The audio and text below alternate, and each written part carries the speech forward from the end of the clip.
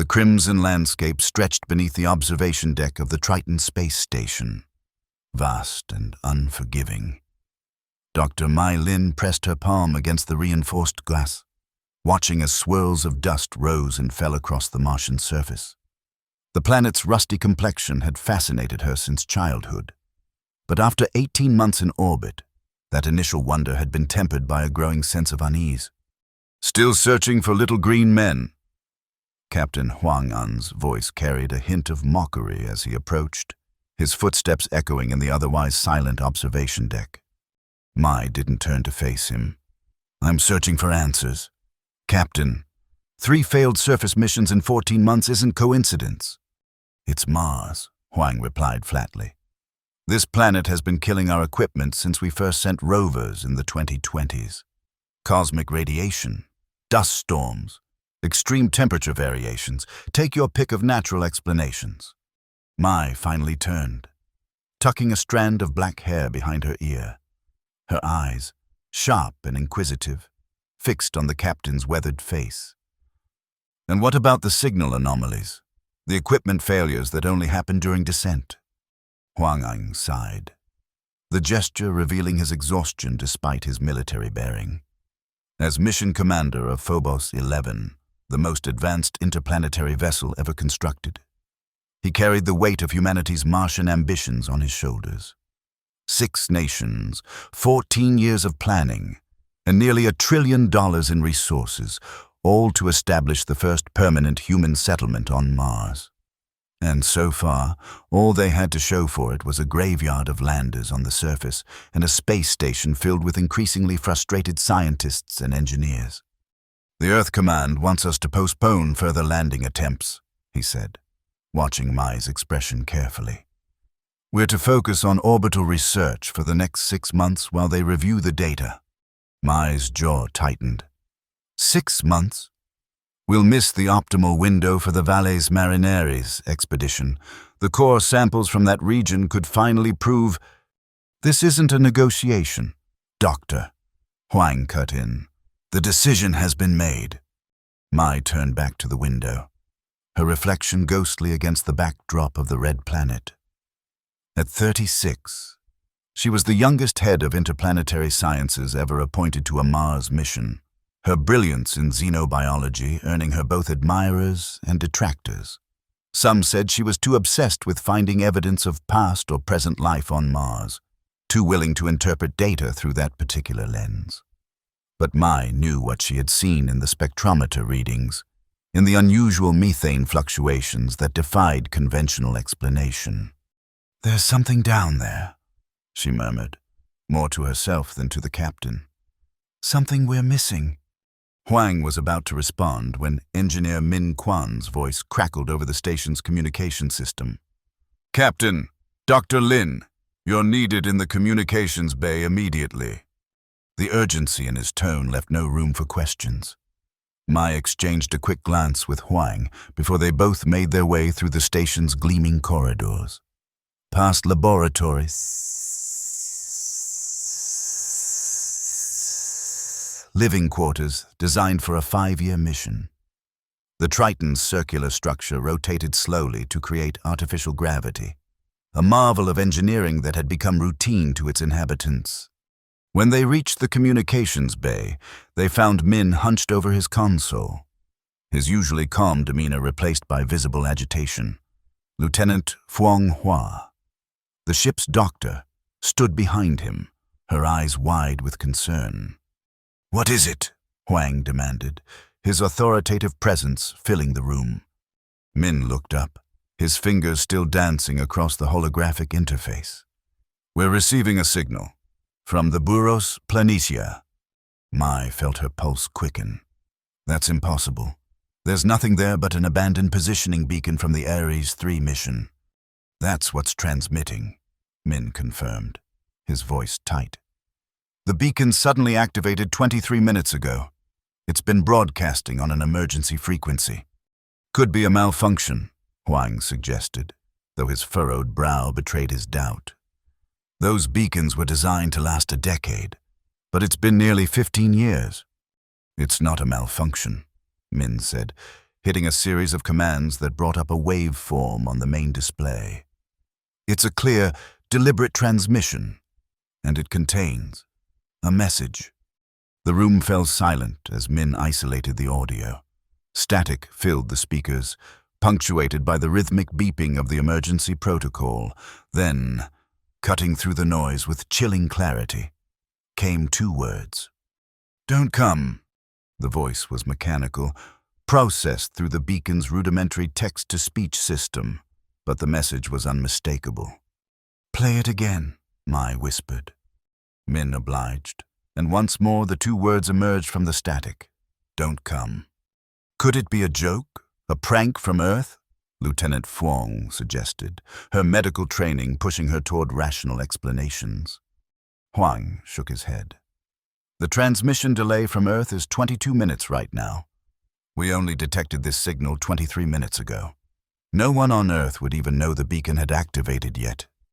Besides," Min added, "the beacon is transmitting in its original authentication protocol. This is coming directly from the hardware on the surface." Mai stepped closer to the display, studying the signal pattern. The Ares 3 mission was unmanned. That beacon was never programmed with voice capability, only basic telemetry. "Exactly," Min said, looking up at her. "Someone, or something, has modified it." A heavy silence settled over the room as the implications sank in. After decades of searching for signs of life on Mars, had they finally received a direct communication? Or was this evidence of some unknown human intervention? "We need to go down there," Mai said finally, her voice filled with determination. "We need to investigate the source." "Out of the question," Huang replied immediately. "Earth Command just ordered us to halt all landing operations." "This changes everything," Mai countered, turning to face him fully. "This isn't just another scientific expedition. This is potential first contact, or a malfunctioning piece of equipment creating false signals," Huang argued. "We don't know what we're dealing with. Exactly why we need to investigate." Mai's voice rose with passion. "Captain, in all of human history, we've never received a direct communication that could be from a non-human intelligence. If there's even a fraction of a % chance this is real, we have a responsibility to pursue it." Huang's expression remained stern, but Mai could see the conflict in his eyes. As a military man, he was trained to follow orders, but as an explorer, one who had dedicated his life to pushing the boundaries of human knowledge. The pull of discovery was undeniable. "Earth Command won't authorize it," he said finally. "Then don't tell them," Mai replied, lowering her voice. "Not until we have something concrete to report. The Hermes lander is still prepped from last week's aborted mission. We could be on the surface within 48 hours. You're asking me to disobey direct orders. I'm asking you to make history," Mai countered. "To do what we came here for." The captain turned away, his gaze finding the small viewport that showed Mars hanging in the void. The red planet had claimed dozens of missions over the century of human exploration, earning its reputation as a graveyard for humanity's ambitions. But it had also revealed its secrets grudgingly, bit by bit, to those persistent enough to keep trying. "Min," he said finally, "continue monitoring the signal. Record everything. Lieutenant Fuang, prepare medical protocols for a surface expedition." He turned back to Mai, his decision made. "You have 24 hours to assemble a landing team and equipment. Minimal footprint, 4 personnel. Essential gear only. If that beacon sends anything else, or if Earth Command explicitly orders us to stand down, we abort immediately." "Understood?" Mai nodded, barely containing her excitement. "Understood. Captain." "And Dr. Lin," Huang added, his voice hardening. "When we get down there, we observe and record. No heroics, no unnecessary risks. The primary mission is to determine the source of the signal and return safely. Nothing more." "Of course," Mai agreed, though her mind was already racing with the possibilities that awaited them on the surface. After years of studying Mars from orbit, she would finally set foot on the red planet and perhaps discover why it had been so determined to keep humans away. As she left to begin preparations, the beacon's message played once more in her mind, both warning and invitation. Don't come. Yet they would come. They had to. The Hermes lander detached from the Triton with a series of mechanical clicks and a gentle push from the docking thrusters. Inside the compact vessel, Mai watched as the space station grew smaller against the star-filled backdrop, a gleaming testament to human ingenuity now reduced to a distant silver ring.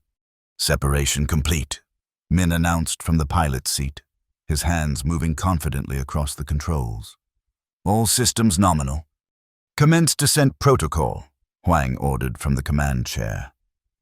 The captain had insisted on leading the mission himself, unwilling to send others into potential danger while he remained safely in orbit. Lieutenant Fuang, status report on life support. All green. Captain, she replied from her station. Environmental systems functioning at optimal levels. The shielding modifications are holding steady. Mai turned her attention to her own console, where data streamed in from the lander's external sensors. As the ship's scientific lead, she had insisted on bringing advanced spectroscopic equipment and sample collection tools, even at the expense of personal comfort. The 4 of them were crammed into a lander designed to accommodate 6. The remaining space filled with scientific instruments. We're receiving the beacon signal clearly now, she reported, adjusting the frequency. Still the same message, repeating at 90-second intervals. Huang nodded, his expression inscrutable behind his focused military demeanor. Min, set course for Thuburos Planitia. Standard approach vector. Course plotted and engaged, Min confirmed, initiating the descent sequence. The Hermes shuddered as it hit the upper layers of the thin Martian atmosphere, though less than 1% as dense as Earth's at their current velocity. Even Mars' wispy atmosphere created significant friction. The lander's heat shield glowed cherry red as superheated plasma formed around the craft. Atmospheric entry stable, Min called out, his voice calm despite the violent vibrations. Descending through 80 kilometers. Mai clutched her harness as the turbulence intensified. This was the critical phase where previous missions had encountered unexplained failures, communications blackouts, guidance system malfunctions, and in one catastrophic instance, a complete power failure that had sent the lander plummeting to the surface. Beacon signal is getting stronger, she noted, watching the readouts. But there's something else mixed in with it now, some kind of interference pattern. Could be natural radio emissions from the planet, Huang suggested, though his tone indicated he didn't entirely believe it. Mars has a complex magnetosphere, especially during dust storm season. This doesn't match any known Martian electromagnetic patterns, Mai countered, adjusting her instruments. It's almost like a counterpoint to the beacon's transmission, a response. Before Huang could reply, the lander gave a violent lurch, throwing them against their restraints. What was that? Fuang gasped, her medical kit tumbling from its storage compartment. Min's fingers flew across the controls. We've lost primary thrusters, switching to backups. A series of warning lights flashed across the command console as the Hermes began to yaw sideways, losing its stable descent trajectory. Stabilize, Huang barked, overriding his own console to assist Min. I'm trying. The engineer's usual composure slipped as he fought with the controls. The guidance system is receiving conflicting commands. It's like something is interfering with... Another jolt, more violent than the first. Cut him off.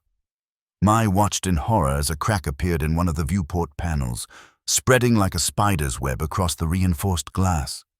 Seal integrity compromised in forward section, Fuang reported, already reaching for emergency patches. Atmosphere holding, but pressure is dropping. Abort descent, Huang decided, his voice tight with controlled urgency. Min, get us back to orbit. I can't. Min's voice rose with uncharacteristic panic. "The ascent engines aren't responding. We're committed to landing now, one way or another." Mai turned back to her instruments, desperately searching for anything that might explain what was happening. The interference pattern had intensified, now almost drowning out the beacon's signal, but there was a structure to it, a mathematical precision that couldn't be natural. "Captain," she said urgently, "I think we're being actively jammed. This isn't equipment failure, it's deliberate interference." Huang shot her a sharp look. "Are you suggesting someone is attacking our lander?" "Not someone," Mai corrected, her scientific mind racing ahead of her words. "Something. The pattern is too complex, too adaptive for pre-programmed countermeasures. It's responding to our systems in real time." Another violent shudder ran through the craft as they passed through 60 kilometers altitude. The Hermes was now in freefall, its thrusters firing sporadically but failing to establish a controlled descent. "We need to reroute all power to the emergency landing systems," Min shouted over the growing cacophony of alarms. "It's our only chance." "Do it," Huang ordered, already securing loose equipment that had become dangerous projectiles in the cabin. Min initiated the emergency protocols, shutting down all non-essential systems to divert power to the landing thrusters and deployment mechanisms. The cabin lights dimmed to emergency red, and the environmental systems reduced to minimum functionality. "What about the signal?" Mai asked, watching her instruments power down one by one. "Survival first." "Doctor," Huang replied firmly. "We can't study anything if we're dead." The next few minutes passed in tense silence, broken only by Min's terse updates on their rapidly deteriorating situation. The Hermes continued its plunge toward the Martian surface, its descent only partially controlled by the emergency systems. Through the cracked viewport, Mai could see the red landscape rushing up to meet them, features becoming discernible. Impact craters, ancient river channels, and the endless red deserts. "Brace for impact!" Min finally shouted, having done all he could to soften their landing. Mai gripped her harness, closed her eyes, and felt the universe compress into a single moment of terrifying suspense. The impact, when it came, was both better and worse than expected. The Hermes landing struts absorbed the initial shock, but the craft's horizontal velocity was still too great. It skidded across the Martian surface, throwing up plumes of rusty dust before smashing into an outcropping of rock. Metal screamed against stone as the lander tilted precariously, teetered on the edge of stability, and finally crashed onto its side. Inside. The 4 crew members were thrown against their restraints with bone-jarring force. Equipment tore free from storage compartments, creating a deadly hail of debris.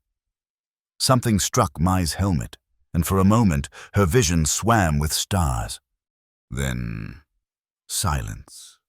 Mai opened her eyes to a tilted world.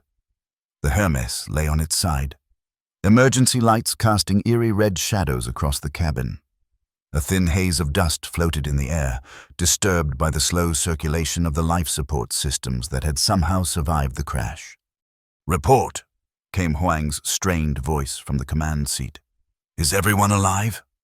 "I'm here," Mai responded, carefully testing her limbs. Nothing seemed broken, though her entire body throbbed with what would soon become an impressive collection of bruises. "Functioning," Min answered weakly. A trickle of blood ran from a cut on his forehead, but he was already checking his systems. "The lander is...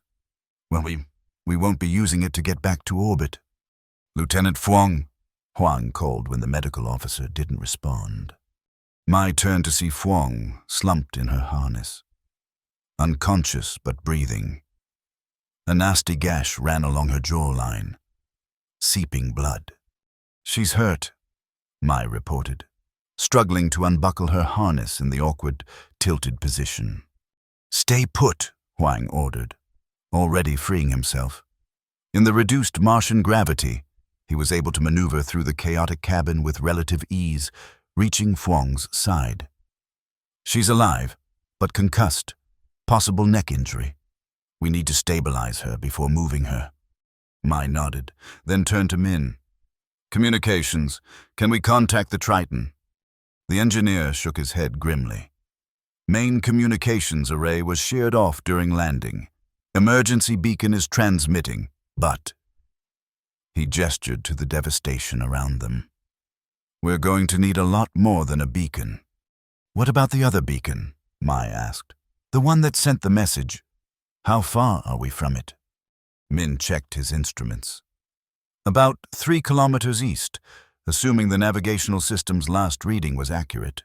Which, he added with a humorless laugh, given our landing, isn't something I'd bet on.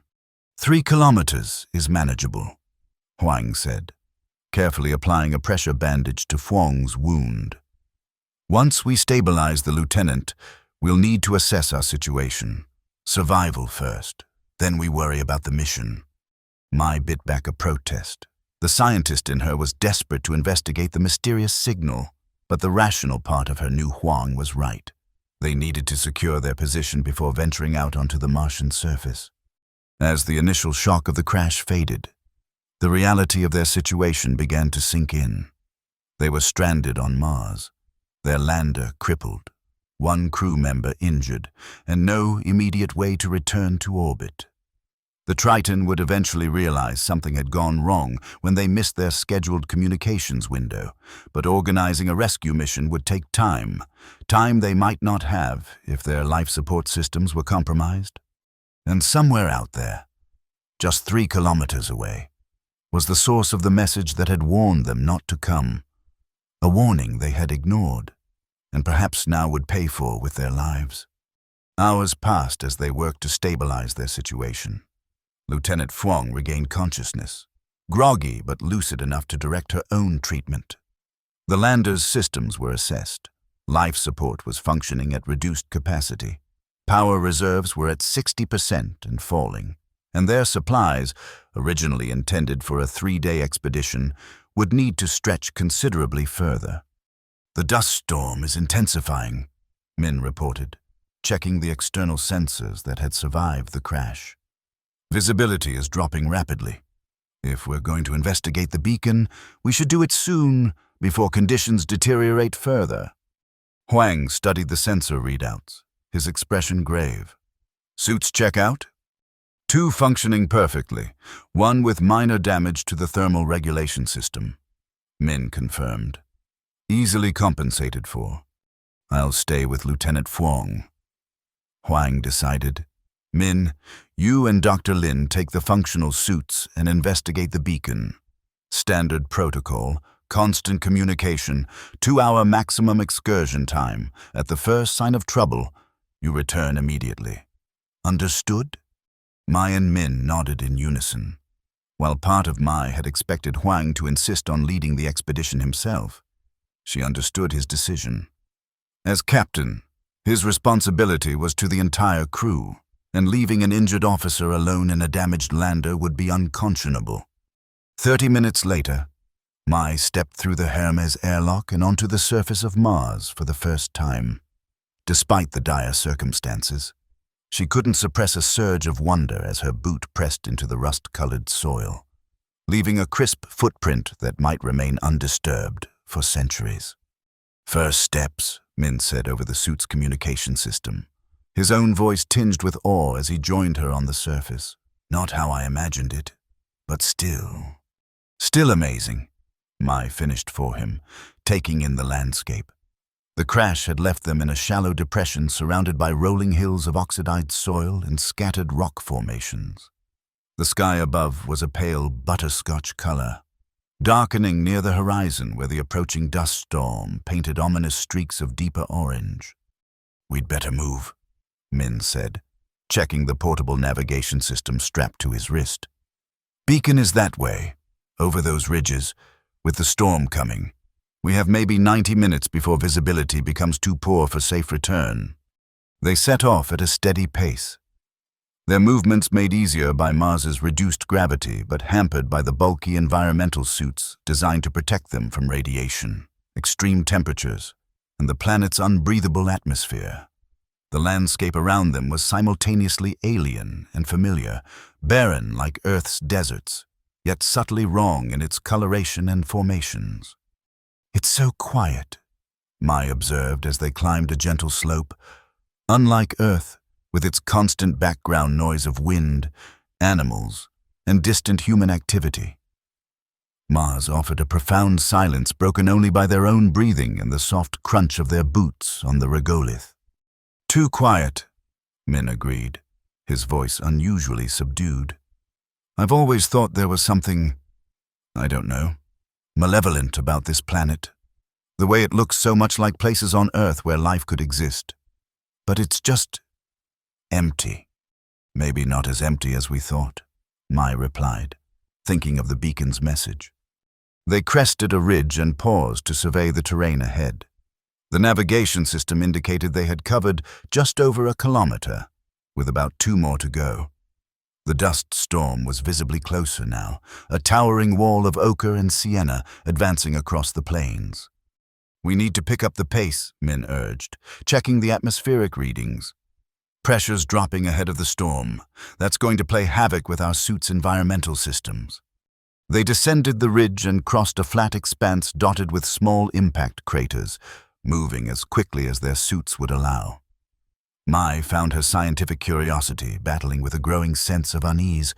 The message, "Don't come," echoed in her mind with each step they took toward its source. "Wait," Min said suddenly, stopping in his tracks. "You see that?" Mai followed his gaze to a dark shape lying on the ground perhaps 50 meters ahead. At first, it appeared to be just another rock formation, but as they approached, its artificial nature became clear. It was the remains of a previous expedition, a small rover, half buried in the Martian soil. "That's not from Ares 3, Mai said as they reached the vehicle. "The design is all wrong. This looks like... Min, this is from the Europa mission, the one that disappeared 10 years ago." Min knelt beside the rover, brushing away the accumulated dust to reveal a barely legible insignia, a stylized E inside a circle of stars. "What's it doing here?" "The Europa mission was supposed to be exploring Utopia Planitia, over 2,000 kilometers from here." Mai circled the rover, her scientific training taking over as she documented the scene with her suit's cameras. "The damage pattern is strange. Look at these gouges in the metal. They're not consistent with crash damage or micrometeorite impacts." Min ran his gloved hand along one of the deep furrows in the rover's chassis. "Almost looks like claw marks." A chill that had nothing to do with the temperature ran down Mai's spine. "We should keep moving. The beacon is our priority." They left the rover behind, but its unexpected presence had changed the atmosphere of their expedition. What had begun as a scientific investigation now carried the weight of a mystery spanning a decade of Martian exploration. Had the Europa mission discovered something that led them to this remote region? And what had happened to the rover's human controllers? The terrain grew more rugged as they approached the coordinates of the beacon. Large rock formations jutted from the soil like the bones of some ancient monster, casting long shadows in the fading light. The dust storm had swallowed the horizon behind them, and the first tendrils of airborne particles were beginning to reduce visibility.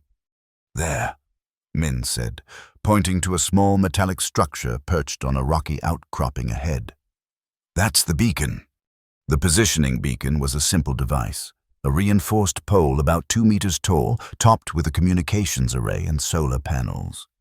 It was designed to serve as a navigational reference point for orbital operations, broadcasting a basic identification signal and location data, nothing more.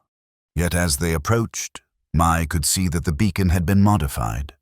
Additional components of unfamiliar design had been attached to its frame, their purpose unclear. Wires that had not been part of the original construction snaked around the pole, connecting these strange additions to the beacon's power source. "This doesn't make sense," Min said, examining the modifications. "Some of this technology, I don't recognize it. It's not ours." Mai's heart raced as she studied the bizarre adaptations. The components didn't match any human design she was familiar with. Yet they had been integrated with the beacon's systems with remarkable precision. It was as if someone, or something, had understood the beacon's function and enhanced it for their own purposes. "The message," she said, remembering why they had come. "Can you access the transmission history? Find out when it started broadcasting and if there were any other messages." Min connected his suit's computer to the beacon's diagnostic port, his fingers moving with practiced efficiency despite the bulky gloves. "I'm in." The system logs show the beacon was inactive for years, then suddenly powered up 72 hours ago. The message was programmed shortly after activation. "Who programmed it?" Mai asked, already suspecting the answer wasn't so simple. Min shook his head, his expression visible through his helmet visor. "That's just it. There's no record of user access. The message appeared in the system as if the beacon itself decided to broadcast it." Mai was about to respond when a flicker of movement caught her eye, a shadow shifting among the rocks, perhaps 30 meters away. She turned quickly, but saw nothing except the undulating dust now beginning to swirl around them. "We should head back," Min said, disconnecting from the beacon. "The storm is picking up faster than predicted. Another 20 minutes and navigation will be impossible." Mai nodded reluctantly. They had found the beacon, but were no closer to understanding the origins of its message.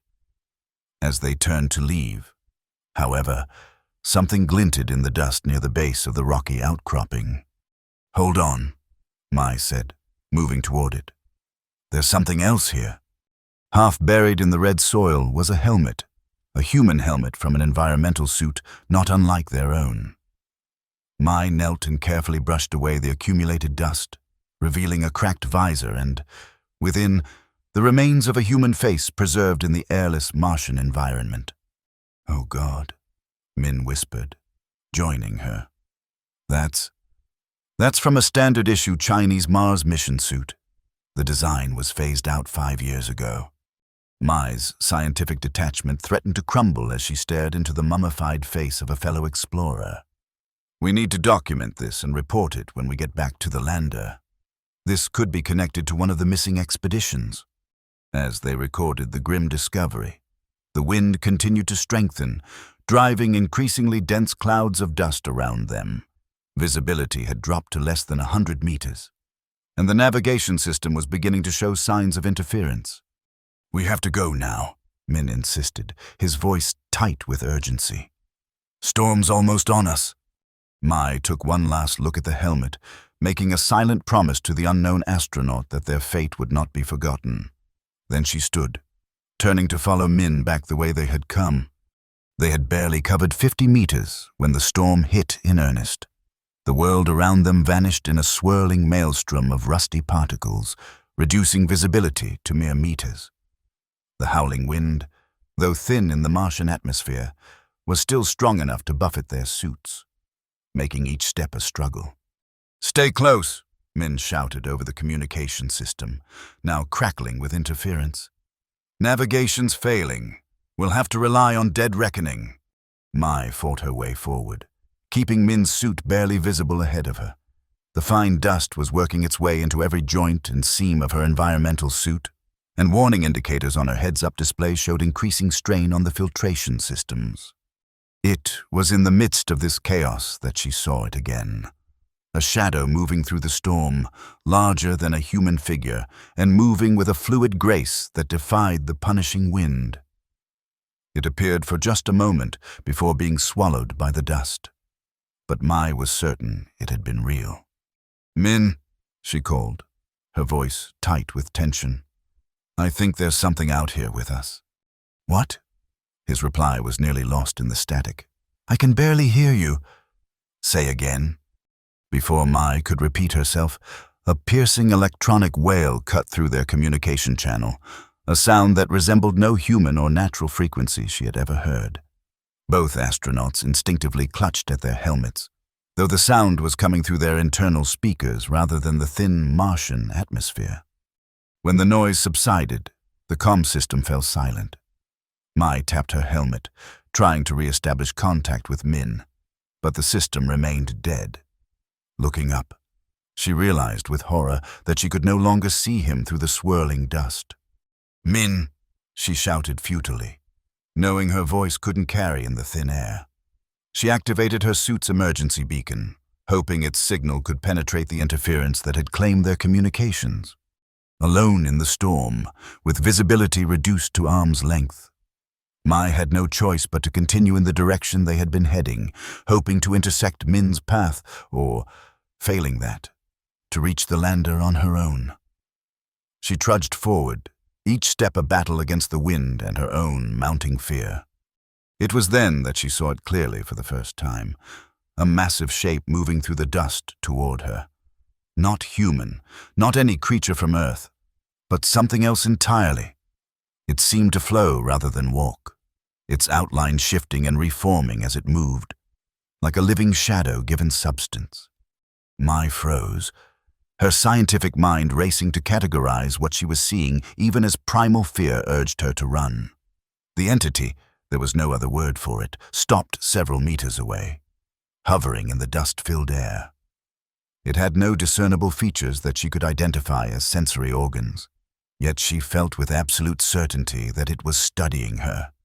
Then, impossibly, she heard a voice in her head, not through the dead comm system, but directly in her mind, bypassing her ears entirely. "You were warned."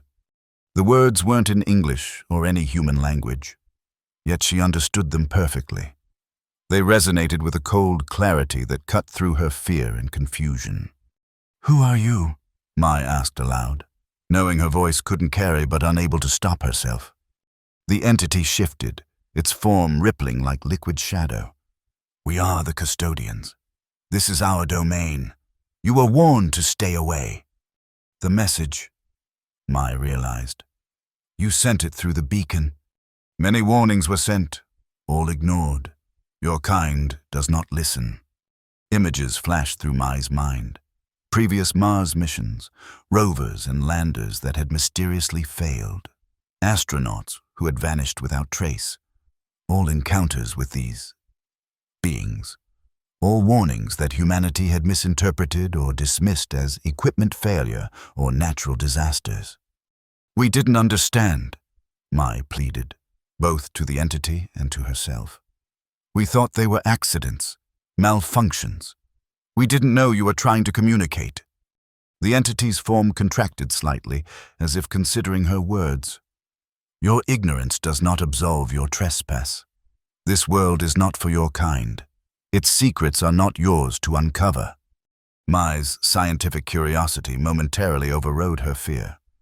"Are you native to Mars, or did you come here from somewhere else, like us?" "We have always been here," the entity replied, its mental voice taking on a tone that might have been indignation. "Since before your species learned to make fire. This world is ours. Its depths hold things your kind is not ready to discover." The dust storm intensified around them, as if responding to the entity's emotions.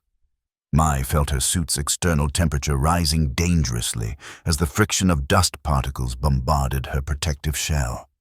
"Please," she said, realizing the being could destroy her if it wished.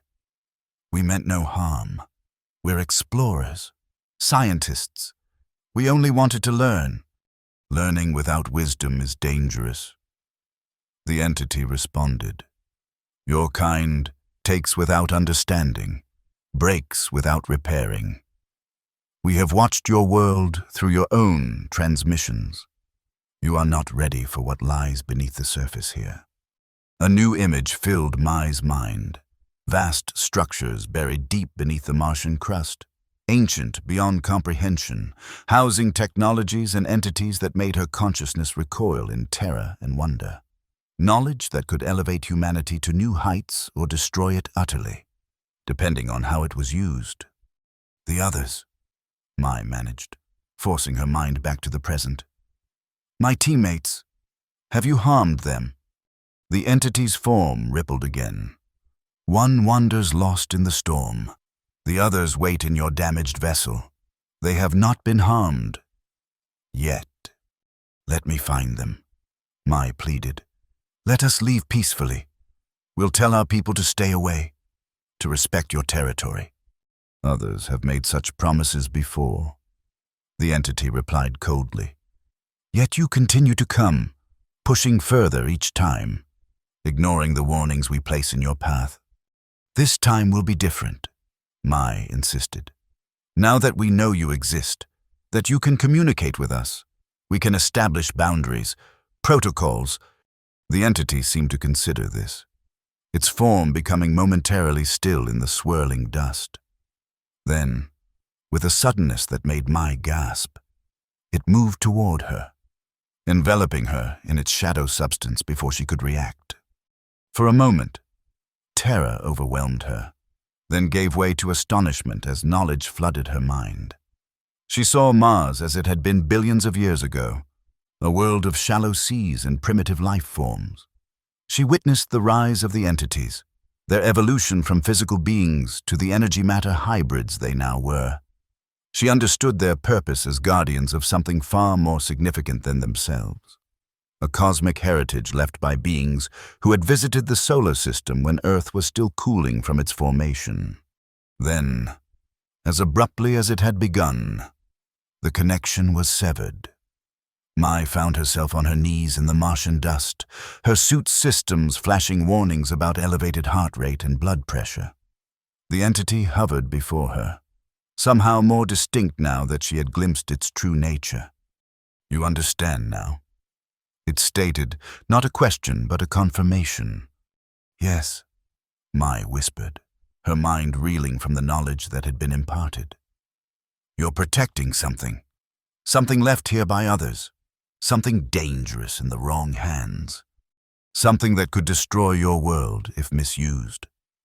The entity confirmed. Your species is not ready. Perhaps in time, when you have learned to manage your own world without destroying it. You may return, but not now. Not for many of your generations. Mai nodded slowly, the scientist in her mourning the lost opportunity even as the human in her recognized the wisdom of the entity's position. What happens now? Now you deliver our message properly. The entity replied. Return to your orbital habitat. Tell your kind that Mars is forbidden until you have earned the right to explore it. We will no longer be subtle in our warnings. And if we ignore the warning again? Mai asked, though she already knew the answer. The entity's form darkened. Then we will protect what we guard by any means necessary. Your presence here is tolerated only because you may serve as messengers. Do not mistake tolerance for acceptance. With that, the entity began to withdraw, its form dissolving into the dust storm. But before it vanished completely, it left Mai with one final thought. Your companion is 200 meters to your west. Find him quickly. The storm grows worse. Then it was gone, leaving Mai alone in the howling wind. True to the entity's word, she found Min huddled against a rock formation, his suit's power reserves critically low after battling the storm. Together, they managed to navigate back to the lander, guided by Mai's uncanny new sense of direction, a parting gift from the entity. Perhaps. When they reached the Herms, they found Huang and Feng waiting anxiously, having feared them lost to the storm, as they shed their dust-covered suits and shared their incredible discovery. Mai could see the skepticism in Huang's eyes giving way to reluctant belief. The evidence was too compelling to dismiss, the modified beacon, the strange technology, and most convincingly, the identical accounts from both Mai and Min of the shadow entity, despite having been separated during their encounter. We need to report this to Earth Command, Huang said finally, his military training reasserting itself. This changes everything about our Mars operations. Will they believe us? Feng asked, her medical background making her particularly concerned about the possibility that they had experienced some form of shared hallucination. They'll have to, Mai replied, downloading the data from her suit's sensors. We have readings that show energy patterns unlike anything in our records, and the modifications to the beacon aren't something we could have imagined. As they prepared to transmit their findings to the Triton, However, the lander's systems began to fail one by one. Power reserves dropped precipitously, life support faltered, and the emergency transmitter emitted only static. "It's them," Mai realized, watching the systems die. "They're making sure we deliver the message their way." Outside, the dust storm had reached catastrophic intensity, far beyond anything recorded in the decades of Martian observation. It wasn't natural. It was a demonstration of power, a final warning from the entities that had claimed Mars as their domain. With their options dwindling and the lander's life support system on the verge of collapse, they made a desperate decision. Using the last of their power, they would send a simple message to the Triton, the same message that had brought them to the surface, but now with new understanding. "Don't come." Min configured the emergency beacon while Huang helped Fuang prepare for the rapidly deteriorating conditions. Mai, drawing on the knowledge that had been imparted to her, made subtle modifications to the transmission frequency, changes that would make the signal cut through the interference created by both the storm and the entities. "Ready," Min announced, his fingers poised over the transmission control. "But this will drain the last of our reserve power. Once it's sent, we'll have less than an hour of life support remaining." Huang looked at each of them in turn, his captain's authority now a formality in the face of their shared predicament. "Send it." Min activated the transmission. The lander's lights dimmed as the last of its energy was channeled into the desperate message in the near darkness, illuminated only by the emergency backup lights. The 4 astronauts huddled together for warmth as the temperature began to drop. "Do you think they'll understand?" Fuang asked softly. "Will they know what it means?" "They'll understand that something is wrong," Huang replied. "Whether they interpret it as a warning or a distress call, they'll know not to send another landing party into this storm." Mai said nothing, her thoughts on the entities and the knowledge they guarded. Part of her, the scientist who had dedicated her life to discovery, mourned the lost opportunity to learn more about these ancient beings and the even older legacy they protected. But another part understood the wisdom of their caution. Humanity had a long history of misusing the knowledge it acquired, of turning discoveries into weapons, of exploitation rather than stewardship. Perhaps someday, when humans had learned to live in harmony with their own world, they would be ready to explore Mars again. But that day was not now, and might not come for generations. As the life support systems failed and the temperature continued to drop, Mai found herself strangely at peace.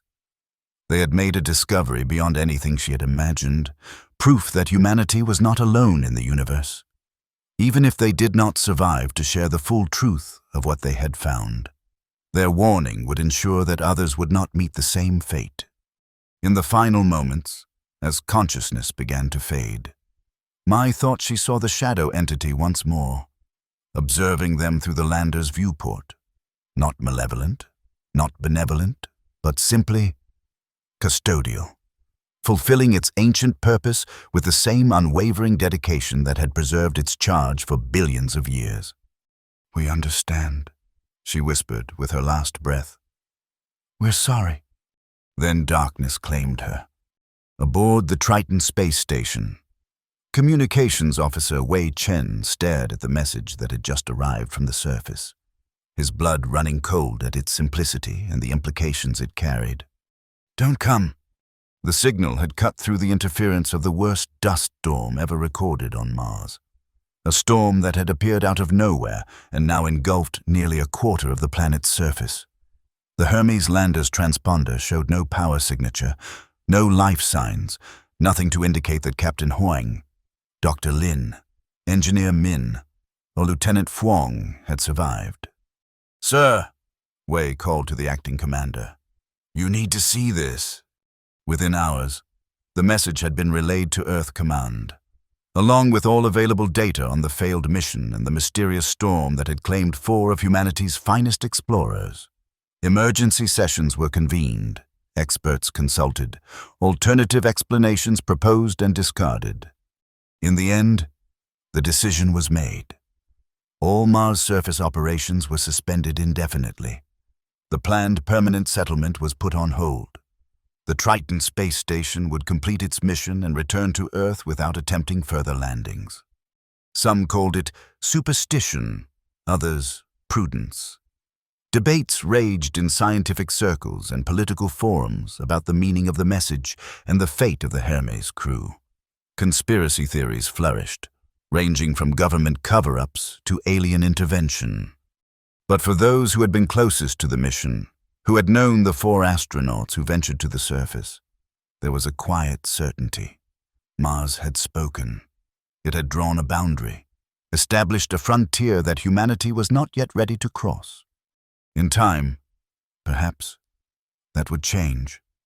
In time, perhaps, humanity would earn the right to explore the Red Planet again, to learn its secrets and understand its guardians. But that time was not now. And so Mars continued its silent orbit, its rusty surface occasionally obscured by massive dust storms that defied conventional meteorological explanation. Its secrets remained buried beneath ancient sands, guarded by entities that had watched the rise and fall of civilizations on the neighboring blue planet, waiting for the day when the inheritors of Earth would be worthy of the knowledge that lay hidden in the depths of the Red World. Waiting for the day when they would no longer need to warn, "Don't come."